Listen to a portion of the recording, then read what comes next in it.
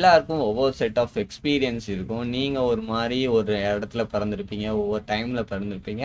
நான் ஒவ்வொரு பெர்சன்ட்டா பழகியிருப்பேன். ஒரு டைம்ல பிறந்திருப்பேன். டிஃப்ரெண்ட் பிளேஸஸ்ல பிறந்தனால, நம்ம எப்படி திங்க் பண்றோம், நீங்க எப்படி திங்க் பண்றீங்க, எல்லாமே கம்ப்ளீட்டா டிஃப்ரெண்ட்டா இருக்கும். இப்போ நான் ஒண்ணு திங்க் பண்ணி ஒரு டிசிஷன் எடுக்கிறது உங்களுக்கு ஒரு மாரி அமேசிங்கா இருக்கும். ஆர் கிரேசியா இருக்கும். அதுவே எனக்கு அது கரெக்ட்டா தெரியும். அதுவே நீங்க வந்து ஒரு கரெக்ட்டான டிசிஷன் எடுத்திருப்பீங்க. பட் அது எனக்கு ஐயோ! என்னடா இப்படி எடுக்குறாங்கன்னு தோணும். சில பேர் இப்போ பொலிட்டிக்கல் ஆர்குமெண்ட்லாம் இருக்கு தெரியுமா? நெறைய பேரு டிவில அந்த மாரி நீயா நானா அந்த மாரிலாம் பேசும்போது, அவங்களுக்கு அந்த செட் ஆஃப் சர்க்கம்ஸ்டன்ஸ்ல ஒரு பொறந்திருப்பாங்க. நம்ம சில பேரு ஒப்பீனியன் கேட்கும்போது, இப்படிலாமா திங்க் பண்ணுவாங்கன்னு தோணும். பட் அவங்களுக்கு அது சென்சிபிளா இருக்கும். ஏன்னா, அவங்க அந்த செட் ஆஃப் எக்ஸ்பீரியன்ஸ்ல வளர்ந்தனால, அந்த ஒப்பீனியன் வந்து அவங்களுக்கு சென்சிபிளா இருக்கும். அந்த மாரி நம்ம எதனால இவங்களுக்கு ஓட்டு போடுறாங்க, அந்த அண்டர்ஸ்டாண்ட் பண்ணிட்டோம்னா, ஒரு தடவ நான் ஒரு அண்ணான்ட்ட, "அண்ணா நீங்க வந்து ஏன் டிஎம்கேக்கு போடுறீங்கன்னு?" கேட்கும்போது, அவங்க வந்து சொன்னாங்க, "நான் ஸ்போர்ட்ஸ்க்கு அவங்க ரொம்ப சப்போர்ட் பண்ணியிருக்காங்க. யாருமே இல்லாத அளவுக்கு ஸ்போர்ட்ஸ்க்கு நெறைய பண்ணியிருக்காங்க. அதனால தான் நான் அந்த கேண்டிடேட்க்கு ஓட் போடுறேன். ஒரு நன்றி உணர்வுக்காக."